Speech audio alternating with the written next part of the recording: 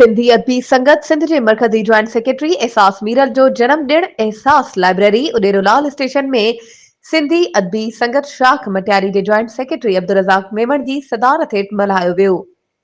एहसास जे एहसासनि खे उदास सोलंकी, ख़याल खत्री, रफ़ीक अहमद सुमरो, असलम मेमण, मोहम्मद हसन मेमण, रफ़ीक अहमद भमरो, हाजी सुनहारो ट्रगड़, टंडो आदम खां, आफ़ताब दर्स, अबूबकर दर्स ऐं अयास खत्री, वकार समो ऐं अब्दुल अज़ीज़ समो ऐं ॿियनि भेटा पेश कंदे चयो त एहसास उहो शख़्स आहे जेको मुसलसल अदबी तसलसल खे जारी रखंदे सिंध जे कुंड गुड़च में अदबी आबियारीअ में पाण पतोड़े रहियो आहे, जंहिंजो लाभ उॾेरोलाल स्टेशन जे सीनियर अदीबनि ऐं शाइरनि खां सवाइ नवनि उभरंदड़ नौजवान शाइरनि ऐं लेखारिन खे मिली रहियो आहे। हिन मां उम्मीद आहे त हू पंहिंजी अदबी दुनिया खे जोत मथां जोत बख़्शींदो रहे। वधीक ख़बरुनि ऐं अपडेट्स जे लाइ असांजे चैनल खे सब्सक्राइब कयो ऐं हा, बेल आइकन खे प्रेस करणु न विसारिजो त जीअं असांजी हर नई अचण वारी वीडियो तव्हां ताईं पहुचे।